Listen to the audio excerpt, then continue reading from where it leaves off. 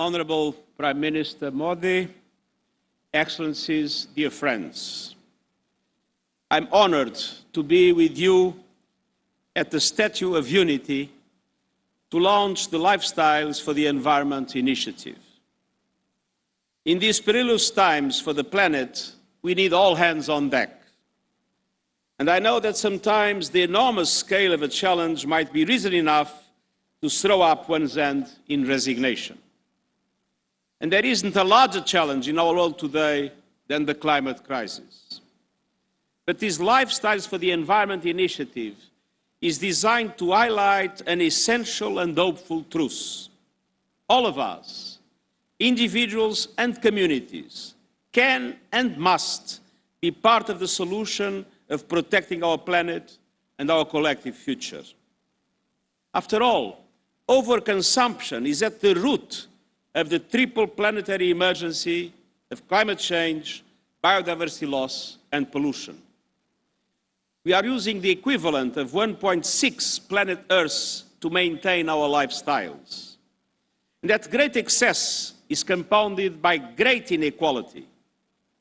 The combined greenhouse gases emissions of the richest 1% are more than twice the poorest 50%. So we need to urgently transform our economic systems to make them friendly to the planet and to make them equitable so all can have equal opportunity to thrive in developed and developing countries.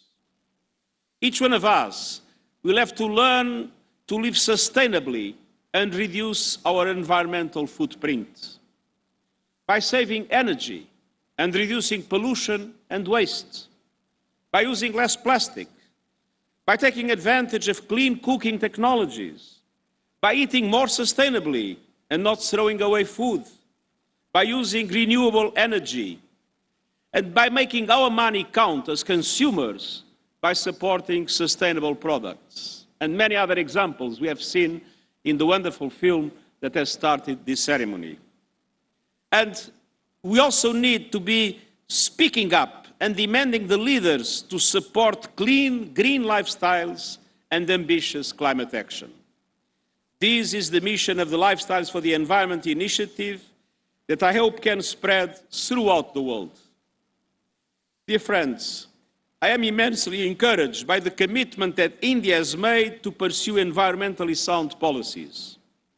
These efforts include a pledge to significantly increase investment and deployment of renewable energy, championing the International Solar Alliance, and joining the High Ambition Coalition for Nature and People, which aims to protect and conserve 30% of the world's ecosystems by 2030. I also congratulate India on its upcoming G20 presidency. The G20 accounts for 80% of global greenhouse gas emissions, but it also represents 80% of global GDP. So the G20 combined has the resources, the know-how and the power to end our war against nature and set us on course to more sustainable living. And central to that goal is the urgent need to pivot from economies based on fossil fuel consumption to economies powered by renewable energy. A revolution in which developed countries must invest massively, financially and in technological support to allow emerging economies themselves to also be able to present more ambitious targets. And the world counts on G20 economies to lead the way in progressively ending the use of coal by 2030 in OECD countries and 2040 in non-OECD countries. Developed countries must follow through on their commitments to provide meaningful financial and technological support to countries like India throughout this transition. We need to unleash a renewables revolution, and I look forward to working with India in driving this agenda forward. Dear friends, in 3 weeks, world leaders will meet in Egypt for the next United Nations Climate Change Conference, COP27. COP27 represents a key political opportunity to rebuild trust and accelerate action across all the pillars of the Paris Agreement: adaptation, mitigation, finance, and loss and damage. full implementation of the financial commitments made in Paris, a quantum leap in support to adaptation in developing countries, and measurable progress and serious progress in loss and damage are essential conditions to reestablish trust between developing and developed countries around the world. With its vulnerability to climate impacts and its massive economy, India can play a critical bridging role. We have no time to lose. We are in imminent danger of failing to meet the goal of limiting global temperature rise to 1.5 degrees Celsius. And our global goal has to be net zero emissions by 2050.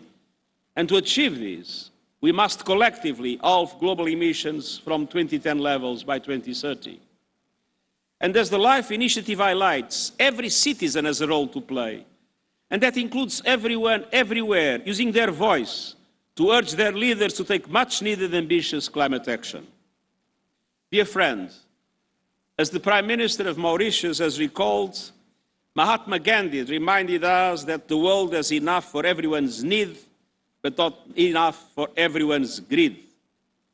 That perfectly captures the situation we face now. Unfortunately, for the time being, greed is prevailing over need, and we need to reverse this trend. The planet is able to support each and every one of us, but we must treat its resources with wisdom and respect. So today, let us pledge to alter our economies and our lifestyles so we are able to share Earth's resources fairly and take only what we need. And let us count on India, as it assumes the G20 presidency, to help usher in a new era of sustainability fully in line with its history, its culture, and its tradition. Thank you.